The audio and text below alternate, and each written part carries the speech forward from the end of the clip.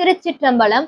நூல் வரலாறுல இந்த நூல் எப்படி தோன்றியதுன்னு சொன்னார். காசியம்பதியிலே முனிவர்கள் அத்துணை பேரும் கூடியிருக்கிறார்கள்.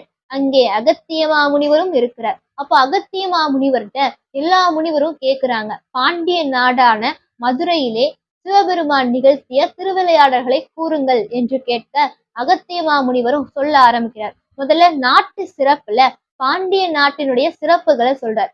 அடுத்து இப்போ நகர சிறப்புல மதுரையினுடைய சிறப்ப சொல்ற.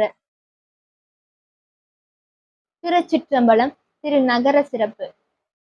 ஒரு துலாக்கோல் இருக்கு அப்படின்னா அந்த துலாக்கோல்ல ஒரு பக்கம் இருக்கக்கூடிய தராசு தட்டுல உலக நாடுகளையும் பாண்டிய நாட்டையும் வச்சு, இன்னொரு பக்கம் இருக்கக்கூடிய தராசு தட்டுல மதுரை என்கின்ற நகரை வச்சா, இந்த மதுரை என்கின்ற நகர் வச்ச தராசு தட்டு தான் மேல இருக்குமா.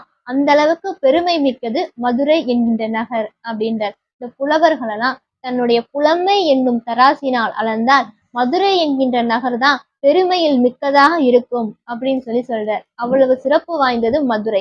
மீன்கள்லாம் துள்ளி துள்ளி குதிக்குமா, நல்ல உயரத்துக்கு துள்ளி துள்ளி குதிக்குமா. அது எப்படி இருக்குதான், இந்த நட்சத்திரங்கள் கீழே விழுற மாதிரி இருக்குதான். இந்த மீன்கள் துள்ளி குதிச்சு கீழே விழும்பொழுது நட்சத்திரங்களே கீழே விழுற மாதிரி இருக்கலாம். அந்த அளவுக்கு மீன்கள் உயர பறந்து துள்ளி குதிக்குமா. பாண்டியன் அமரும் மீன் சின்னம் உள்ள அரியணை உள்ள இடம் மதுரை. குறிஞ்சி, முல்லை, மருதம், நெய்தல், பாலை இந்த 5 நிலத்துக்கும் உரியவனாக பாண்டிய மன்னன் இருக்கிறான். அதனால இவனை பஞ்சவன் என்றும் சொல்றாங்க.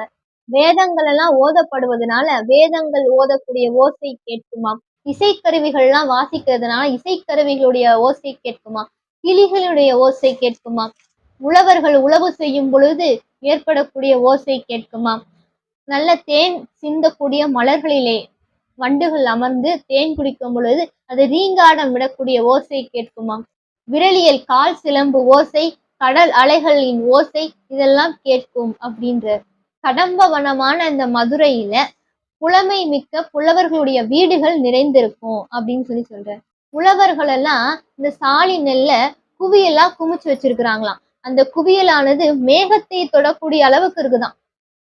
4 மேகங்கள் கூடக்கூடிய இடம், 4 பெரிய மாடங்களை உடையது மதுரை நகர் அப்படின்னு சொல்றார்.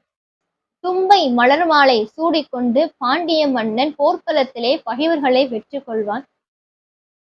அந்த மலர் சோலைகளிலே குயில்கள் எல்லாம் பாடிக்கொண்டிருக்குமாம், மயில்கள் எல்லாம் நடனமாடிக்கொண்டிருக்குமாம்.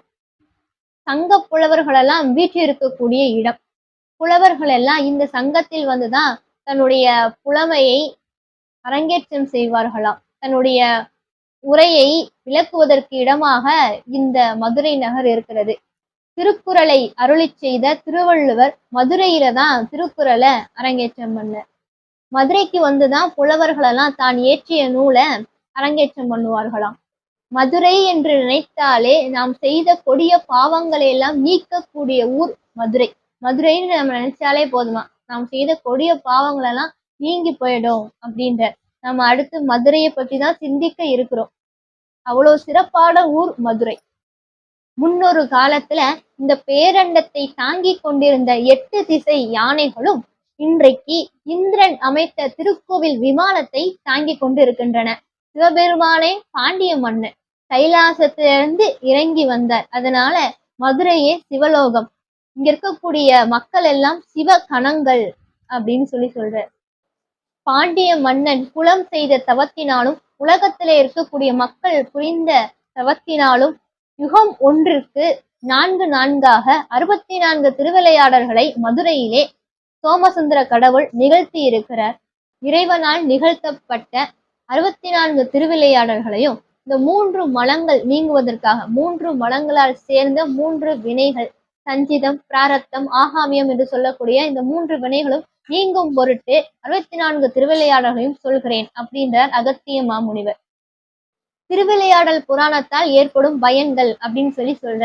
இந்த உலகத்துல புனிதமான 2 தாமரைகள் இருக்கிறது. ஒன்று நீரிலே இருக்கக்கூடிய தாமரை, மற்றொன்று நம்முடைய மனத்தாமரை.